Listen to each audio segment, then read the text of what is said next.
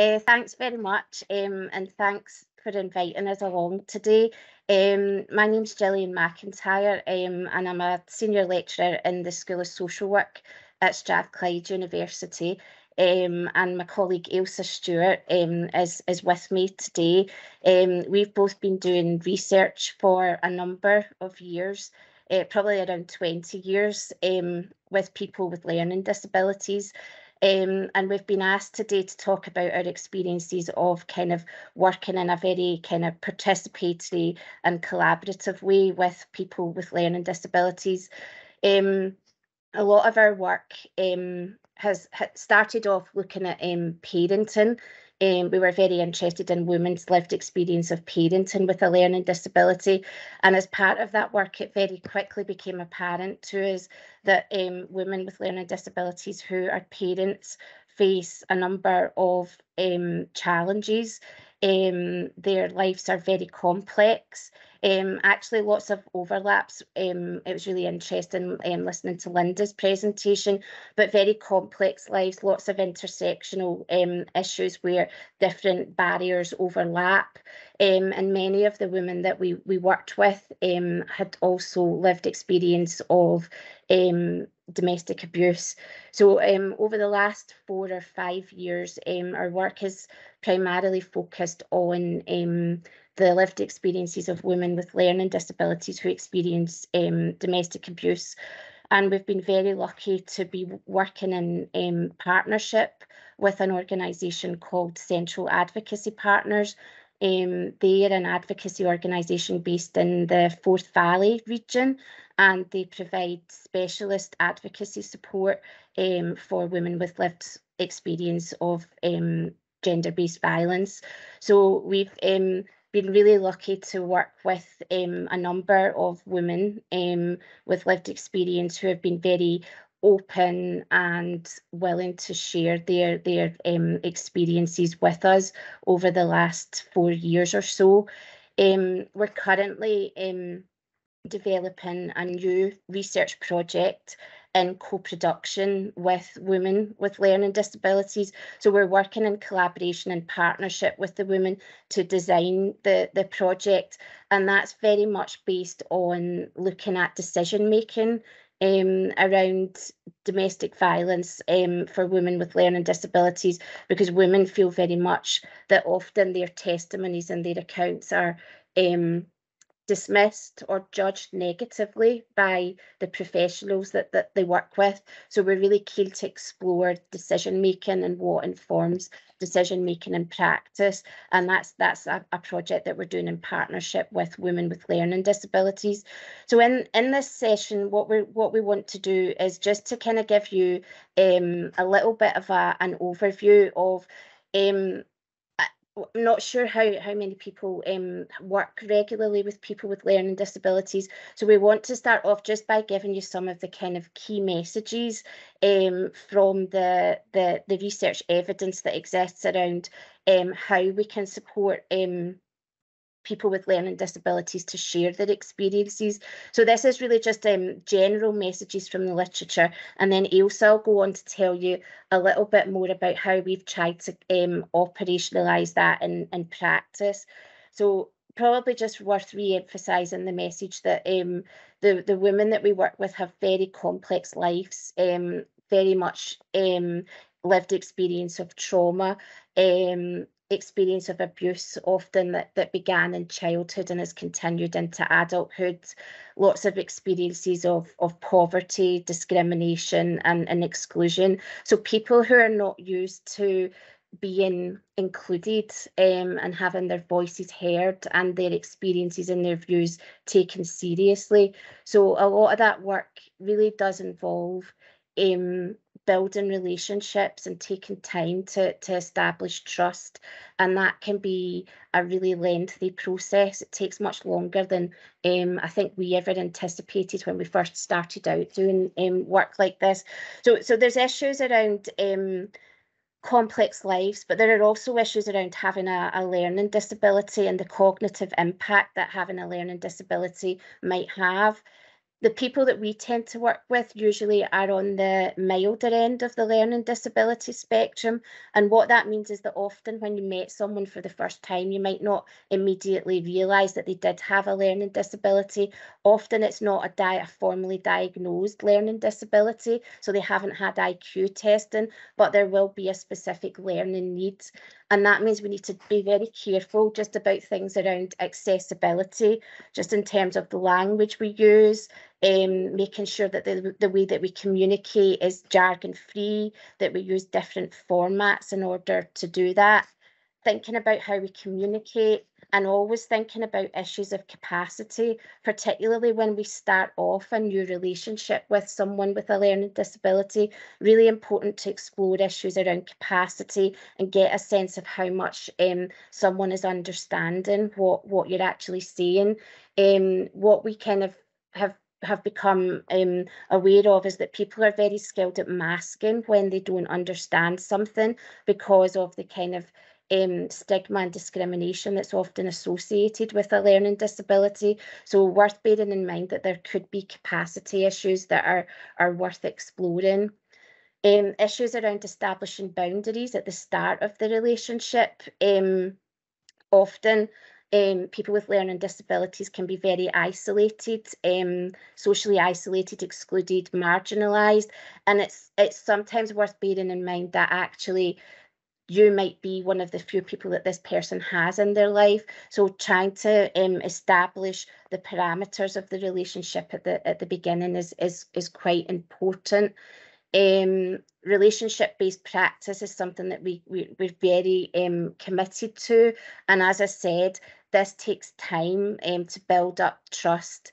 We've been very lucky in that we've worked with a core group of women for the last 3 or 4 years, and we feel very privileged that they've shared their and have been very willing to share their testimonies and their lived experiences and their ideas about what needs to happen in practice. But it takes time to build up trust, to establish that connection. Also really important to think about flexibility, working at the pace of the individual. Lots of examples where when someone perhaps is finding it difficult to disengage with a service, they're then discharged from the service or their case is closed. Really important to try and work through that flexibility, because otherwise it kind of reestablishes the barriers and the lack of trust that the woman had experienced in the first place. Thinking about acknowledging strengths and expertise is also really important. And actually, for a lot of the women that we worked with, that was something that was really difficult, because often they'd experienced lots of very negative messages about their ability to keep themselves safe, for example, or the ability to keep their children safe. And another thing that's really important is involving other trusted individuals. So for us, for example, working with CAP and the advocacy workers in that project who had an existing relationship with the woman was something that really helped to kind of build that trust and relationship, because they were someone that was able to kind of fill in the gaps in people's accounts and kind of build that trust and relationship. Just to say a little bit more about communication, sometimes people will have difficulty in expressing themselves if they have a learning disability, and that can be due to low self-esteem and not actually being asked very often about your opinion on things, isolation and anxiety, as well as language issues for people with learning disabilities. Other things to think about: unresponsiveness and open questions. So if someone feels seems to be very closed in what they're saying, it could be because they're not understanding the question. So thinking about breaking things down into bite-sized chunks.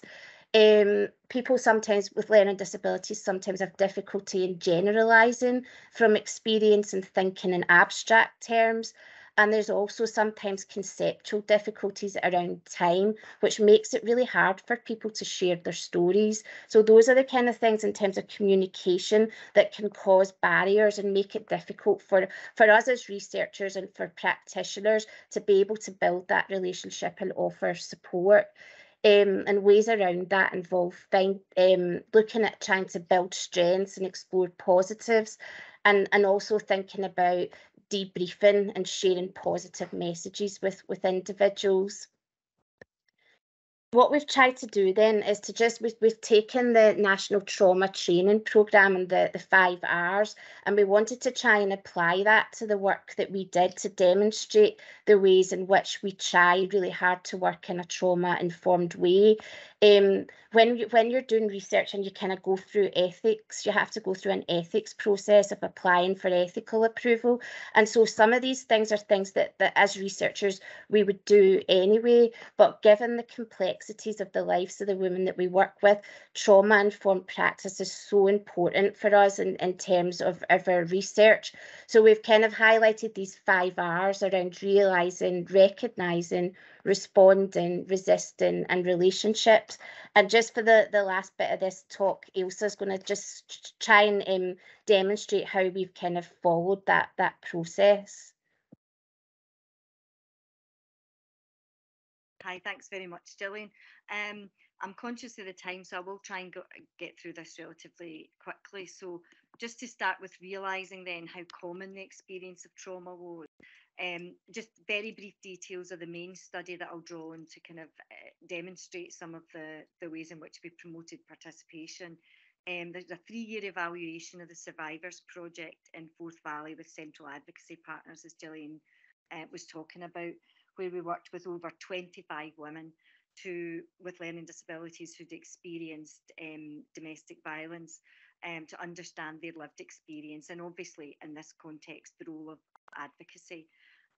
So just to kind of begin with the key messages from the literature review and the fieldwork that we undertook, we were able to identify the impact of trauma on the women's vulnerability to being abused and to experiencing violence. So the evidence suggested that women with disabilities generally are much more likely to experience harm.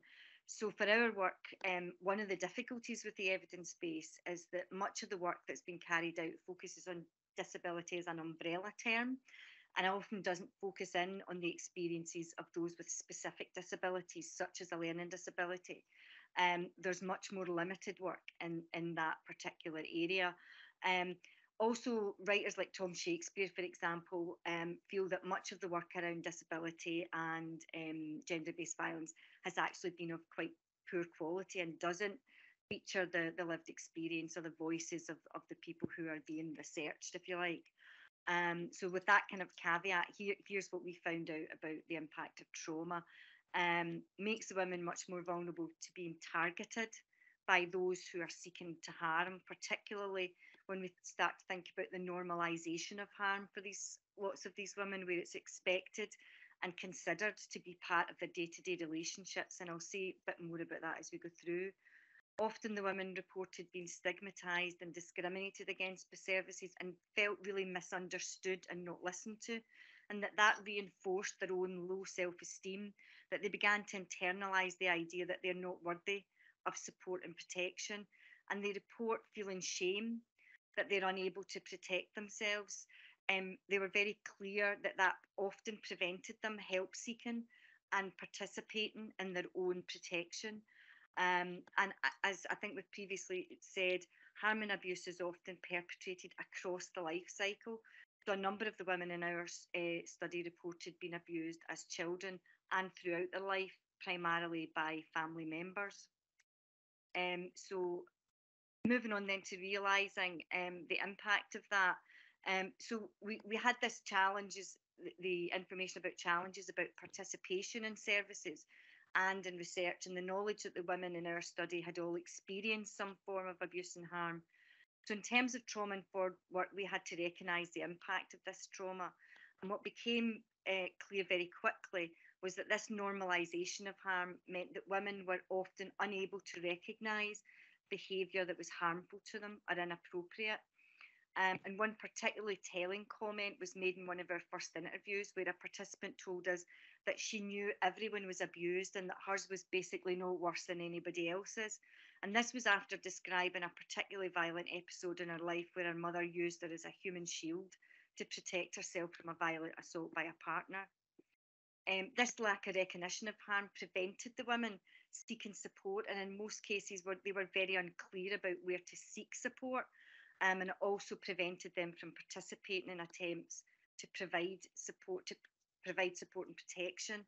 And there's a number of reasons for that, not least of which was if they weren't up to participating in a particular interview on a particular day, they were often let loose from services or deemed challenging to work with, and that made them even more resistant to help seeking. So these factors that were combined with the complex day-to-day lives that Gillian was talking about, which included poverty, loneliness, isolation, alongside low self-esteem and self-confidence. Um, another point, with the majority of the women that we worked with who'd experienced abuse and harm also had a comorbid mental health problem, not unsurprisingly given their life experiences. So how did we respond to these different kind of needs?